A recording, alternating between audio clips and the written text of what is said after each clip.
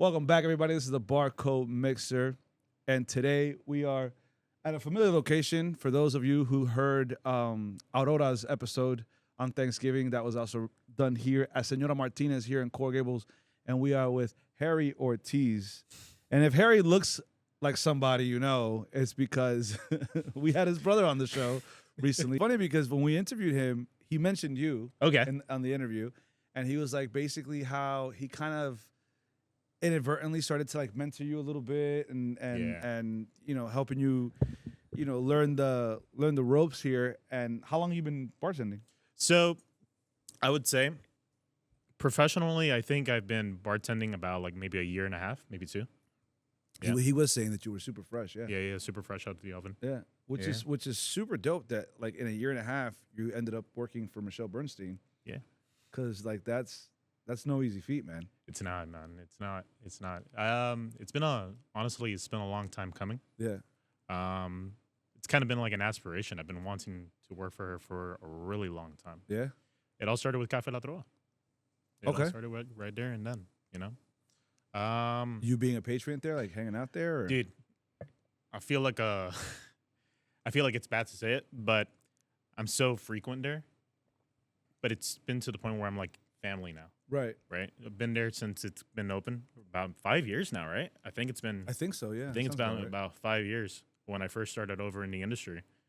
Hansel was the one that introduced me over to Café La Troa, and it was super cool. I got to meet Loivel when he was still there. And like right there and then I understood what I wanted to do in the future, right? A lot of like my aspirations, a lot of my goals, what I wanted to see myself as, started right there. A lot of Cuban origins too. Yeah. It's the beauty of that bar is that they've kept the cantinero culture alive. Like very, very much so. Very, very. I want to say that it's the only cantinero bar outside of Cuba, if I'm not mistaken. I think I mean, so. there could be others, but you know, I've never seen anything like that. Not to that level. No. Not to that level. You know, you hear a lot of things about the famous one over in Cuba, Floridita, right? And how it's originated, how it's grown to be one of the biggest staples for cantineros as a whole, right? Yeah. Like a lot of tourists go over there and it's so popular, it's so famous, right? And you never known or you never suspect how many great bartenders come from that, right? And that's been there for eons. It's been there for eons. Actions from something as simple as like, for example, the daiquiri, right? Originated from that daiquiri, Cuba. Right. Yeah. Well, they made it popular because they think it was at Daiquiri Beach in Cuba. Floridita did popularize it, especially by making the Hemingway daiquiri. The Hemingway daiquiri, which is super famous, boozy as hell. Yeah, yeah. Boozy. That's what it was. That's what it was called. It's a loco, man. Because he was like, "Yeah, this is great, but make it stronger." They have like 17 different variations of a daiquiri in that Oh place. my god, yeah. But it's super cool. And they still use a blender there. They do. They use a blender there, but it doesn't come out like a frozen daiquiri. Okay. It just whips it with like very minimal ice and it like crushes it. I've been to that bar in Havana and I'm telling you, like it's when I saw them use a blender, I was like slightly disappointed. Okay. And then they poured it out and it was just like a clear. And I'm like, holy shit, how'd they do that? So I think it has to do with with whatever ice they use. They possibly also strain it. I didn't see that part. Most likely. But yeah, man. Yeah, I've realized that a lot of we're bringing back blenders, right? Are we? I feel like we've been utilizing that a lot. I'm not doing one behind my No. There's no room for a blender behind my back. As you got the Vitamix. I got the because they make them smaller now. I keep forgetting about the little... dude. Yeah. What is it, the magic bullet or whatever it is? Is that what it is? It kind of looks like one, right? I think it is one. I'm not gonna lie. Or the Ninja. Yeah. We do that for espresso martinis over here, man, and for flips. Oh. Yeah. Right. All right. It's crazy. It's crazy, but what you just said over for Floridita, yeah, I wouldn't doubt it, right? Because we do utilize that for the espresso martinis, and we do a double strain for it. Yeah. It's crazy. It's crazy Okay. how a lot of old techniques are still utilized to this day, and it's great in the same time because it's like it'll never die. It's a timeless thing. Oh, for sure. It's so timeless. I love it. No one's ever come here and asked you for a Miami Vice after they see the blender. No, You know what it is? It's because it's you can't tell that it's a blender. It's just sitting there. You don't really see it because of the shape. It's not like one of those like big giant. you know. No, nothing. Do not come to Senora Martinez and ask for a Miami Vice. Don't It's ask gonna me for a put these pina colada guys either, please. in the or a pina colada. It's gonna put these guys in the weeds. You're gonna kill me. They only have one, and it's this big. I'm looking at it right now. Re chiquitico. It's so small. but in the same time, as much as I love using like the blender or anything like that, keeping it the same way or old style of doing flair and doing tossing and doing all these types of tricks so it can still feel like an art, right? I think when it comes to bartending and why I fell in love with it so much, it's because bartending as a whole is such an art, right? And that's where I kind of drew my attention to it, right? Yeah. I talk about how Cafe La Droga inspires me, right? And how also Hansel was one of my biggest, my startups and foundations to why I became part of the industry. But there's been so many reasons why I fell in love with it in the first place, right? And I think it all started with movies. I'll be honest. Really? It started with movies, right? I used to be crazy for James Bond, right? Vesper Martini, right there. Everything you want to know about a chicken not stirred. All these crazy ass martinis and the way how bartenders kind of like present themselves. Who is your James Bond?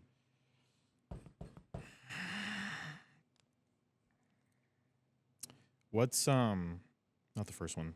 The Casino Royale. What's this guy? Daniel Craig. Daniel Craig. So it's super interesting, right? Because James Bond has been around for so long. Mm-hmm. My James Bond, the James Bond I grew up with, was Pierce Brosnan. Okay. So, which I feel like I got the shit into the stick with that James Bond.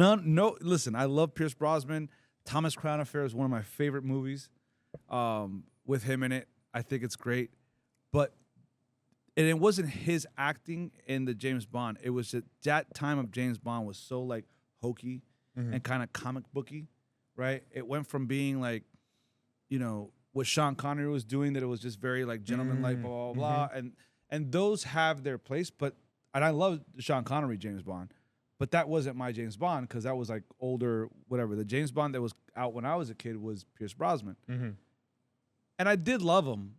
I did, but after seeing what they did with Daniel Craig, like that, they made James Bond into an action star. Bro, they glamorized him. 100%. They massively glamorized that guy. Because it went from being just a spy, undercover spy movie to a straight up. He might as well have been like Arnold Schwarzenegger and like Predator. Like, seriously, it's like they made him an action star. It felt like another at a certain point it felt like another Mission Impossible. Yeah. Right? Like Mission Impossible was so like great back in the beginning. And then for some reason it kind of went through like the Fast and Furious thing. Where like it went like all familia. Yeah. And all like, we're keeping it this very what are you talking about, James Bond? Or are you talking about your movie? Like my whole idea on how James Bond came over from being like this very like timeless classic on how like gentleman like it was, and like you would see I forgot this guy's name. There's a specific scene, very old, back in 2006,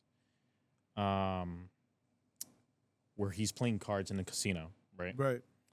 And I think, if I remember correctly, because I'm just trying to like massively memorize every single James Bond movie that's ever came out. It's the famous scene where he did a royal flush. Okay. Right? And now we go from this iconic spy into what you just said, like very action-packed, right? and it's the same thing for kind of like Mission Impossible. Same thing for kind of like how Fast and Furious, like everything kind of Right. became very normal. Right. And then out of nowhere, boom! Now we're in space. now we're in space for Fast and the Furious, and for some reason, we have a car with mega thrusters. Right. So I think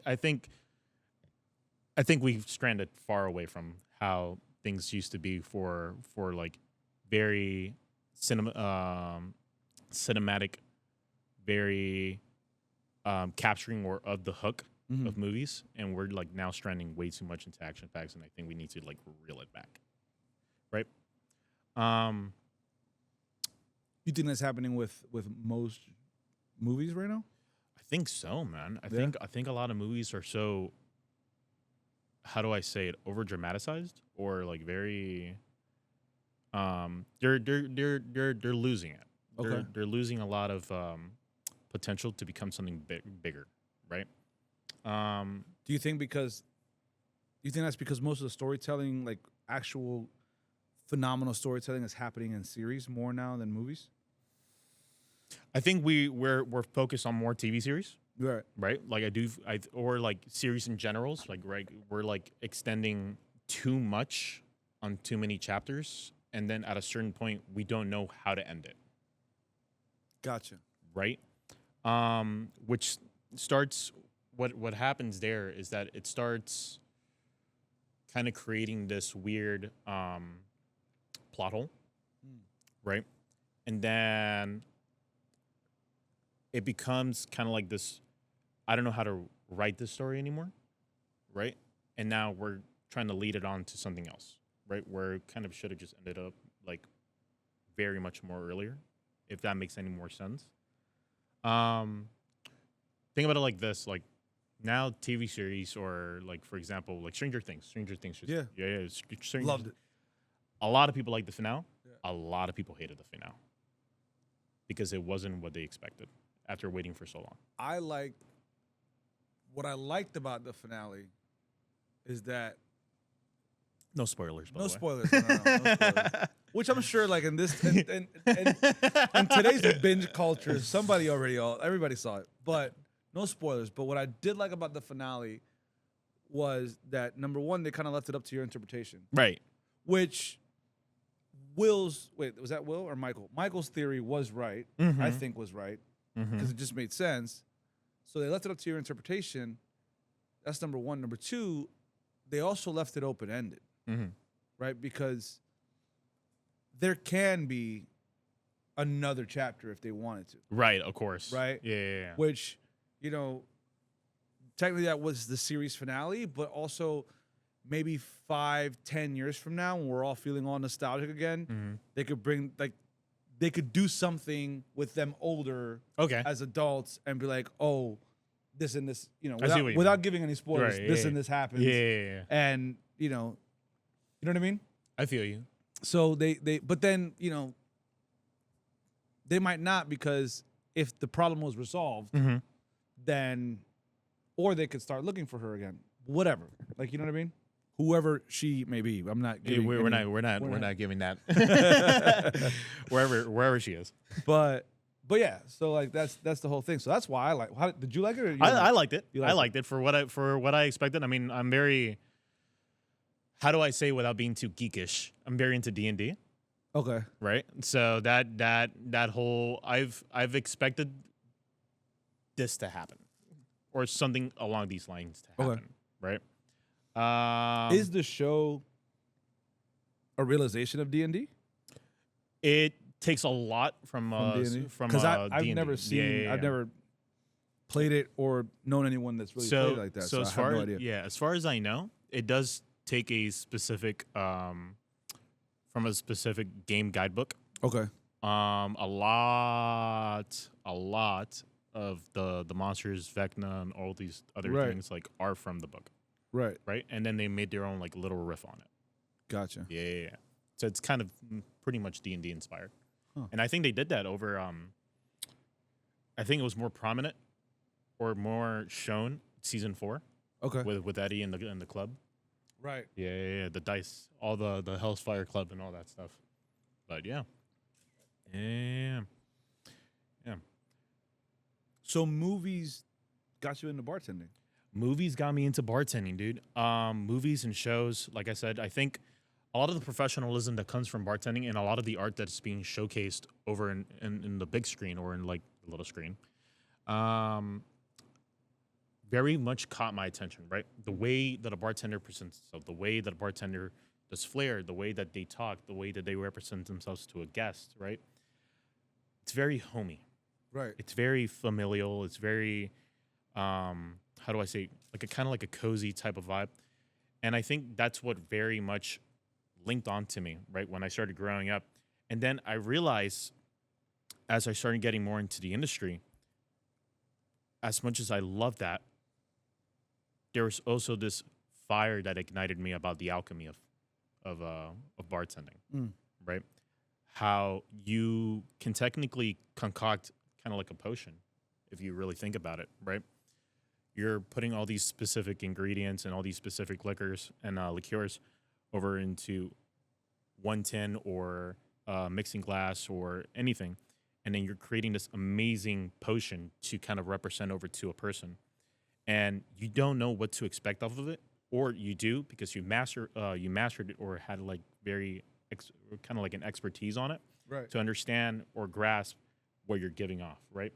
And what I like about it, as I finally got into it, is the pleasing of seeing a guest smile, right? That whole hook of like, hey, this is what I like. What can you do with this? And I'm like, I got you. At the end of the day. And then I present them a cocktail and they are fascinated by it. I think that's very much what I fell in love with bartending. The whole, right? That's what kind of pushes me and like strives me to kind of continue going on forward and improving as I gone by. I love that. And don't ever lose that, man. Because a lot of people get into this business and they tend to, lose that aspect, right? And then, it kind of like, especially after you've been doing this for a while and you make a cocktail, going back to what we were talking about earlier, how like sometimes your favorite art piece or your favorite concoction is everyone else's least favorite. Yeah. And then we tend to we could take offense to that. But at the end of the day, it's not really about us. No. One of my favorite things, man, and I love doing it. Somebody comes to the bar and tells me, I like this, dealer's choice. And then sometimes I have a cocktail that I've done 1,000 times and I'm like, boom, there you go. Sometimes I just riff right there. And when they do this, when they get it and then you tell them what it is and like, oh, and then they go like this and when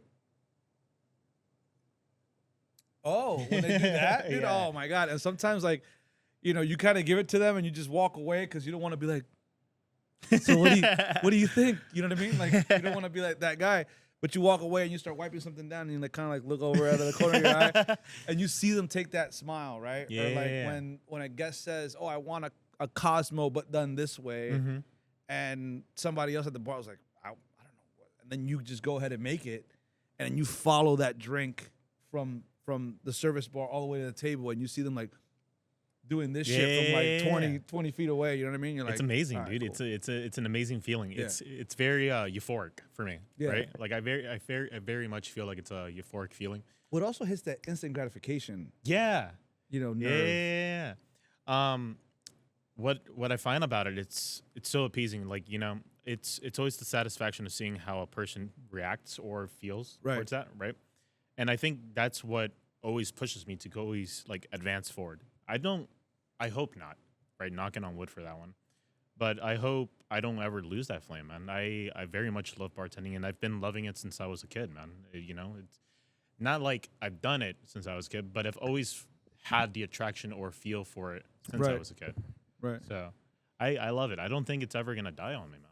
I think really I don't. did too, man. I think I saw, after watching the movie Cocktails. You ever seen Cocktails? I've seen Cocktails. I love I saw Cocktails when I was really young. Didn't really understand it, but I just, watching them like behind the bar, it just looked like so much fun. Yeah. And then I remember like people saying, oh yeah, bartenders make a lot of money. So in my mind, like that was, and then later on I kind of forgot about that. And I saw it again later when I was older and I was like, dude, this is great. It's insane. This is great. And it's still, as a movie that was done so long ago, I think it still holds up. It's crazy how much how do I explain it? It's crazy how much inspiration you can get from just viewing something, right? Yeah. Or like reading up on it and seeing, or like watching someone else perform it, and then you take that note or action of wanting to do it, right? Right.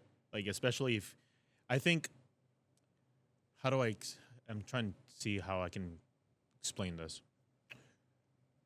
It's we talked about it before, how bartending is like an art, right? Or Yeah. the way I see it's kind of like an art. It's hard to see yourself always bartending, especially when you don't know where to start, right? Like you're talking about, like how to get into the business. Get into the business, or seeing how you can get the passion to even get into that realm, right? Right. Because bartending, as cool and amazing as it could be, it's also very complicated in its own sense, right? Like, you have all these things, you have all these ounces, milliliters, if you're using that type of measurement. And then I think the cool thing about it is just doing it, and then understanding the fact that you have all these recipes, kind of like a book, like a cookbook, that Right. you just kind of bang out and you just have memorized in your head. People don't understand, but when you have all this knowledge kind of like absorbed in, and you have it all stuck in your brain, and you're kind of like releasing it out there, and people don't understand how much cocktails right? And that's why I think it's kind of like hard to get into bartending, because they kind of have like this complication of trying to understand how to process and absorb all this information and keep it in you, Mm-hmm. right? And I think what makes it harder is, how do you get started, right? Like, where can you see yourself to get started into bartending, getting yourself behind the bar and shaking tins, right? Right. I think it's always been kind of like that process.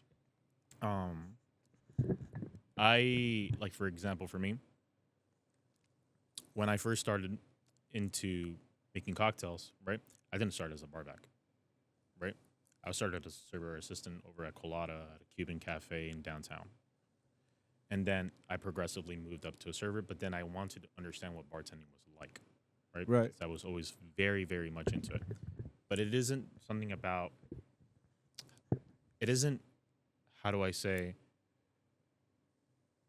easy to kind of just get in behind the bar and just do it immediately, right? Because you have to learn, you have to understand all these things, and you have to understand kind of like the foundation of the process of how to become a bartender, right? Because it isn't just shaking tins and memorizing all these things. You have to understand what matches with what, Right. right? Flavor profiles. The flavor profiles, citruses, what blends with what, what matches with what. If you're going overboard on some specific ingredient and now it just completely fucks up the entire cocktail.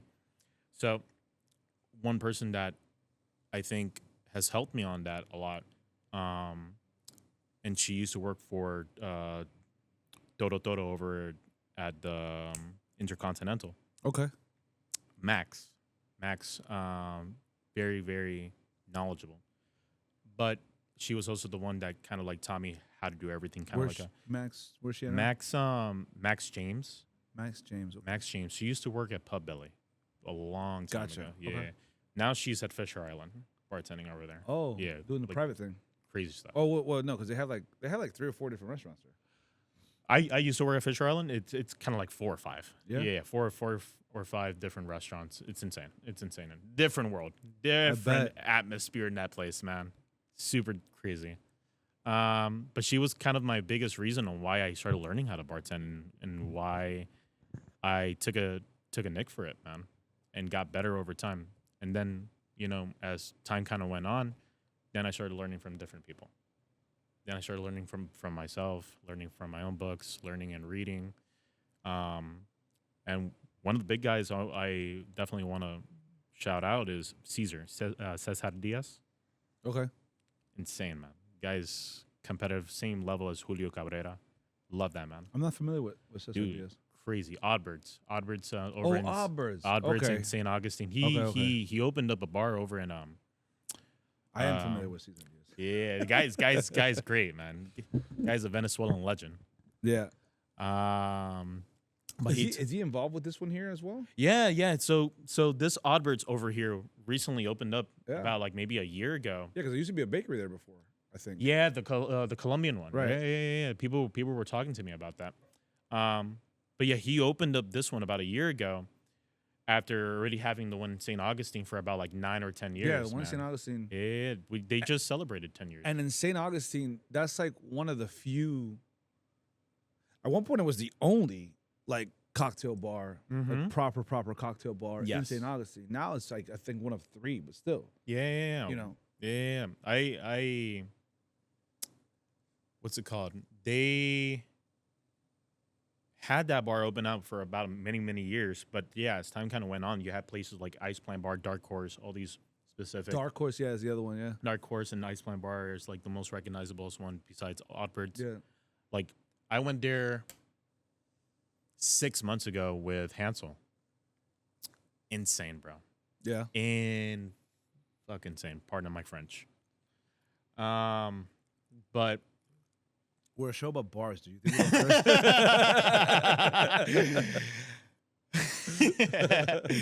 but yeah, man, when I went to St. Augustine, different hospitality, bro. You know, I was always told about how hospitality is so different over from Miami compared to different cities and towns and states.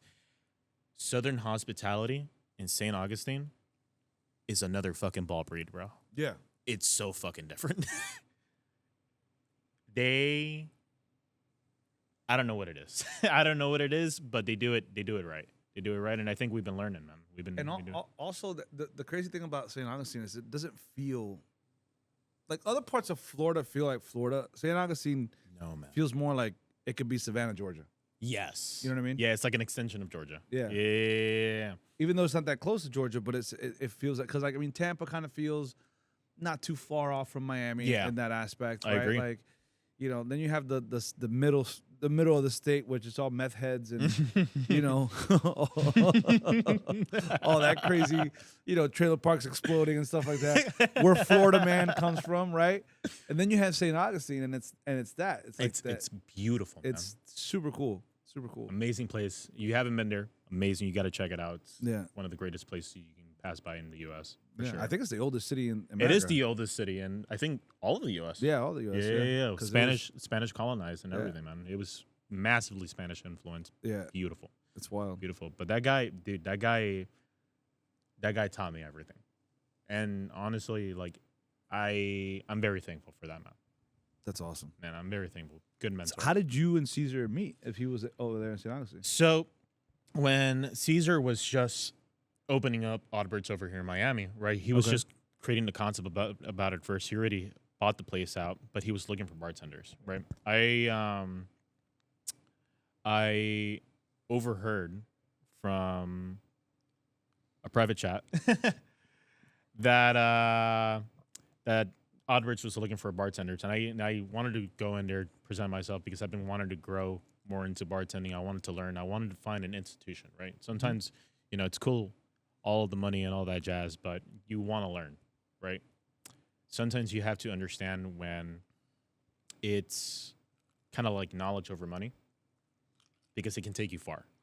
It genuinely takes you far. So I went over to Oddbirds, got to meet Caesar. Guy was genuine, happy. Like, that guy is like, the moment you see him, he wants to bring you in like family, right?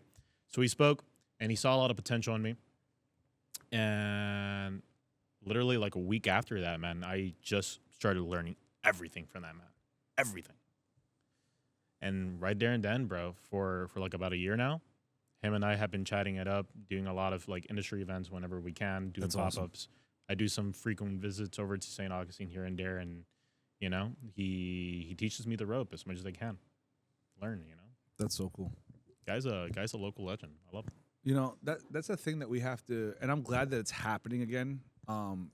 It wasn't happening for a while, but there's the whole peer-to-peer mentoring. Yeah. Right? Like, for a long time, I feel like there was a lot of, I don't want to say gatekeeping because it wasn't really gatekeeping, but it was more like, I figured it out on your own, right? Or you didn't want to put anyone on because that was, like, for example, if somebody was looking for a job and you knew that someplace was hiring, you didn't necessarily want to refer them because you wanted to keep that in your back pocket just in case, maybe, you could. But, bro, there's so many opportunities because if I put you on, right, and, you run the risk of you giving a bad referral and that looks poorly on you. Yeah. But if I put you on and you happen to be a great hire, then that bar that might be like the whoever's managing that restaurant or that bar or whatever is always going to hit me up for people. And then you're always going to be able to help people out. Not to mention if the place ends up being great and the guy that you recommended ended up being great, he's going to call you like, hey, bro, you got to come over here. And once there's an opportunity for you, now he opened a door for you because of the door you opened for him. Yeah. So it's it's like that old saying, a rising tide lifts all ships. Yes. Like you have to give it away for free. Yeah, man. A lot of this shit you have to give away for free, man, because it's like it's that aspect of it. It's all about the community of it. Yeah. I wholeheartedly agree. I also, what's it called? One of the things that I did this past year, I wanted to learn more, right?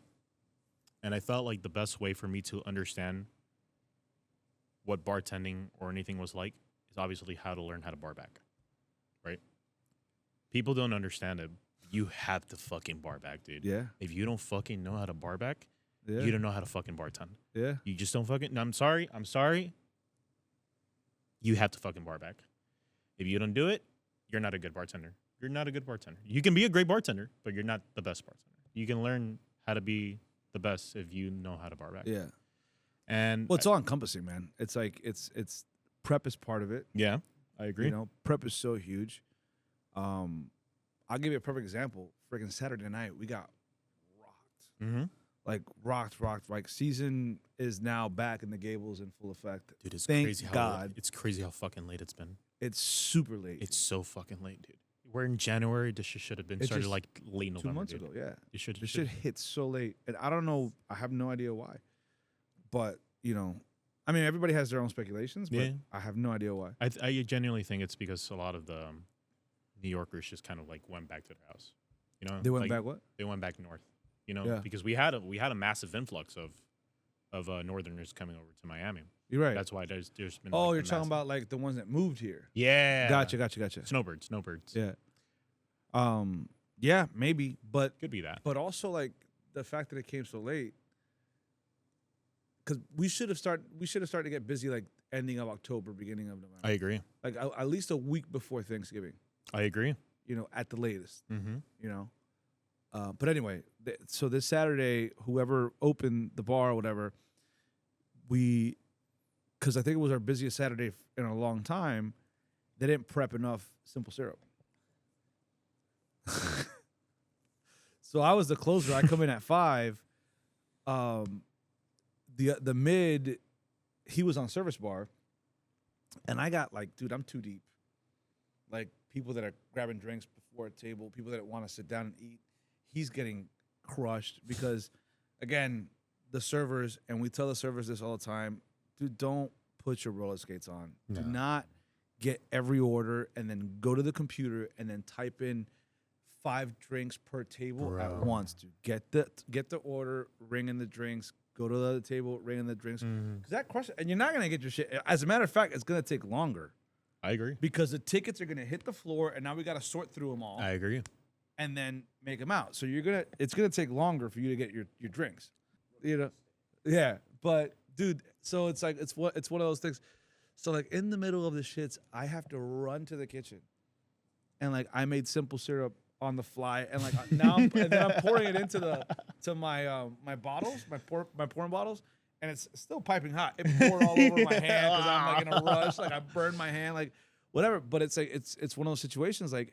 If you were prepared, You didn't have to deal with that shit. you didn't have to deal with that shit, And over there we do pretty well because one of the things that I hate is waste. Like I hate having to throw away lime and lemon juice. So like we do prep enough that like at the end of the day, like we're good. Like after the service, like there's almost no juice left, or a little bit in one bottle for the following day. Because like I mean, the law says like 3 days is good for citrus, but we throw them out the next day.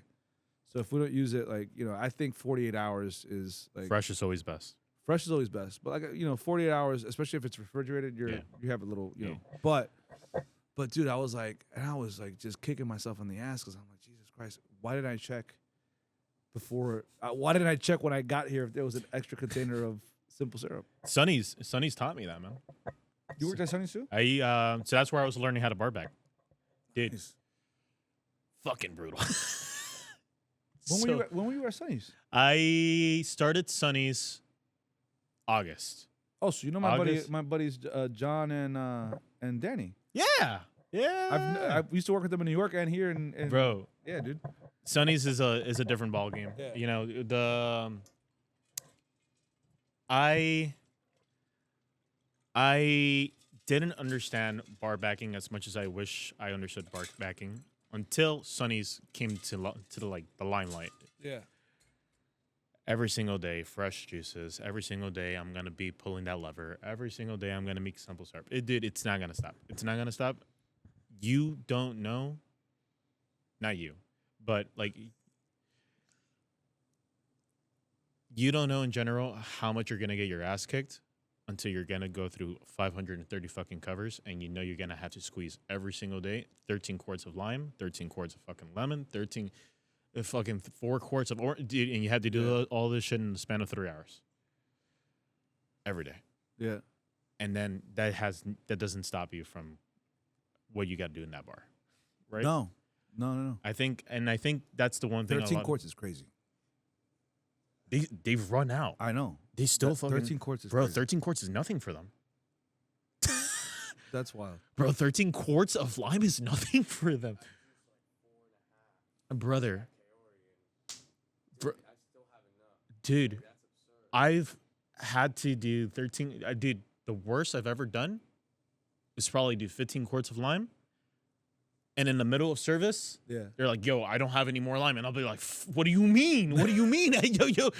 yo, my biceps can't grow any bigger. Yeah. Oh, because they're using the lever over bro, there. I'm doing this the entire time. I got the machine. You got the machine. Yo, I'm blessed that they had the little Palacio de los Jugos machine going on right now in Señor Martinez mode. Oh, for the art? No, for everything. Oh, really? Yeah. Nice. Bro, they taught me. Yeah. They taught me how to do shit right. And I'm thankful about that because it's because of that it shaped me to wanting to always do better, right? It shaped me to always give the best that I can for the guests. Yeah. Right? People don't realize how special or how like important it is for you to make sure everything's good in quality. How you have to keep everything not so perfect, but you have to keep it at a good standard. Right? To make sure that we're always serving the best that we can. For sure. The best that we can, man. I've seen bars where you have cucumber juice that's been there for like this past like week and a half. Nah, it's gross. And that's the worst shit ever. Yeah, I actually lose my shit. Old cucumber juice to me like has like an armpit smell. Think about it. Next time you get an old cucumber juice, like it smells like armpit. I'm gonna lose my shit. Dude, so you were saying earlier how it was the movies that got you interested, right? But also we were talking earlier before we started recording that you do stuff with film and sound or sound to film. Yes. So is that a side hustle or is that a hobby or so both? That's a career. Okay. At this point now, it's kind of been like a side hobby now, and it's been more for the fun. I've been sound mixing for about 2 years now. Graduated over from Miami-Dade College. Okay. Good program, by the way, North Campus. Been sound mixing for about 2.5 years. Been learning everything from the ropes. Shout out to Chris. Thank you for teaching me. Guys in Savannah, Georgia right now getting a master's on sound. Insane. That's cool. I got into film because I was interested in script writing. Interesting. Crazy enough, I used to be an animator before I got into film. Whoa. Okay. When I first started over in Miami College, like back in 2018, I actually got into an animation program, graduated from an associate's in animation, did a lot of stuff with drawing, painting, crazy shit. I've done still lights, I've done 3D models, I've done you name it. You done any claymation stuff? What's up? Claymation? I've done that shit. Yeah? I've done everything. I've anything that has to do with art and creating stuff. I've done it just so I can learn. I have how a to, weird love for claymation. I don't know what it is. I love it. I think it's peaceful. I think there's passion in that shit. Yeah. Man. I think it's very nice. But yeah, dude, I got into animations, graduated, and I was like, yeah, maybe this isn't it. And then I got into script writing. Okay. And then script writing was super dope.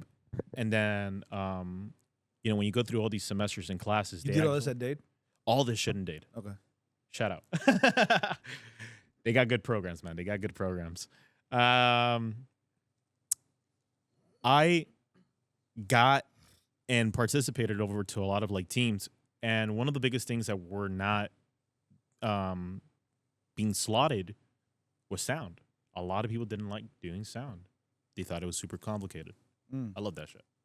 I straight up love that shit. I see a challenge. I want to take it. I want to perfect it. I enrolled myself into sound mixing for a lot of films, a lot of gigs. And then, bro, it just became like one of those things that just hooked me in. Right. And I wanted to be the best at it. Right. And I kept doing it to the point where I did do a lot of featured films. Dude, that's so. I mean, you're the real deal. You're doing movies. I'm doing movies. Yeah. You did not sound like you were like you sounded to me like you were just like doing like your own thing, like not movies, man. You're doing actual film. That's Yeah. I've done a lot of stuff. I've done a lot of stuff, man. Crazy shit. You downplayed it earlier. For sure, you downplayed it earlier. I just don't ever see it anymore. Kind of like how do I say it? Once you've done it so many times, Yeah, it's kind of like it stops being cool. it stops being cool for me. I think it's. I love cool. it. I love it, but in the same time, it's just Dude. So I wanted to, as we get into our wind down moment here, I want to ask you the famous question that we ask all our guests. Okay. We are the Barcode Mixer, and we say that we live by the code. Okay. And I want to know what your code is. What is your warrior ethos? Stay humble. Stay humble. Always grow. Always learn from everything that you can pick upon. There's infinite knowledge to be absorbed, and every single day you have to level up. I think that's the code. You never should stay rock steady. If you think that's it, it's not it. It ain't it. There's always somewhere to go. There's always somewhere to go. Yeah. You always go up, never go down. And that's probably a part of my life right now. Always stay positive and always go up. That's awesome. Yeah, dude. That's awesome. Anything else you want to leave us with before we get out of here? I just want to say I'm very grateful for all the opportunities that ever arose. Thankful for you. Thank you. Thankful for you as well. Yeah. First time I met this guy. Very chill so far. But bro, I just want to see where the world takes me.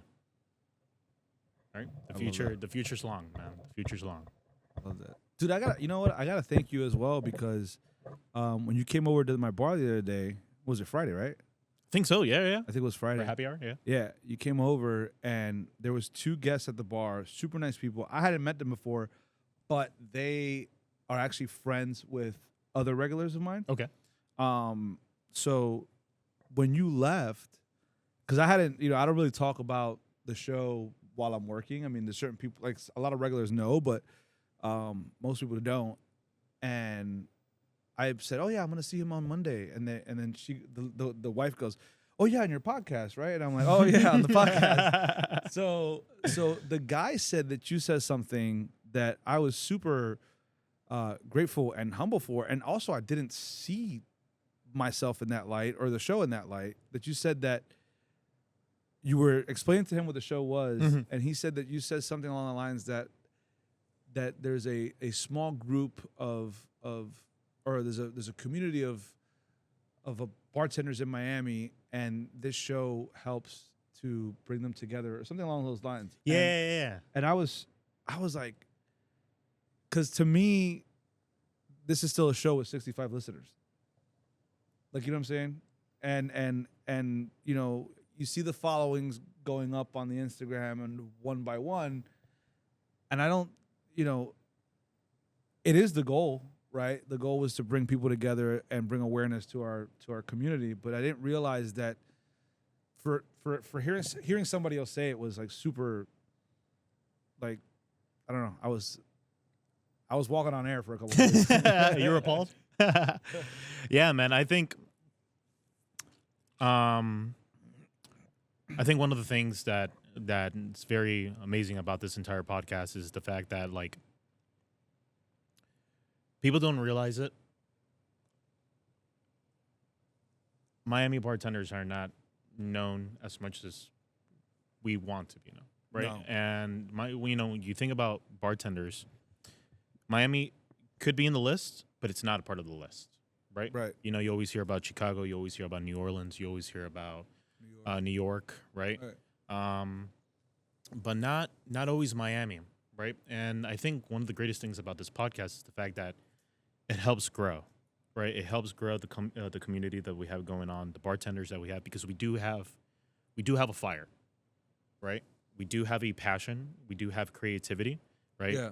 And there's so many beautiful and amazing bartenders in the city, right, that are pushing themselves and working hard to make sure that they can showcase themselves and grow, right? They want to make Miami known for bartending, and that's the beauty about it, right? When you have this whole community and this whole group of bartenders all rising up and, like, showing love and passion for this one specific art, it's beautiful. We're gonna grow. I think Miami in the next for sure. In the next few years, man, this place is gonna fucking blow up. Yeah. Blow up, right? And, you know, as time kind of goes on, I've noticed how much we all are kind of like a family, man, right? I guess there you have it, guys. Come see Harry over at Senora Martinez. You guys are open Wednesday through Sunday. Yeah. And you guys are doing lunch now every day? Lunch every Wednesday through Saturday. Yeah. Wednesday through Saturday. Yeah, man. All right. And then dinner on Sundays. Dinner on Sundays. Closed Monday, Tuesdays, like a lot of places here in the Gables. Miami in general, actually. Yeah, right. We're here with Harry Ortiz at Senora Martinez, and this has been Barcode Mixture. Cheers. Cheers.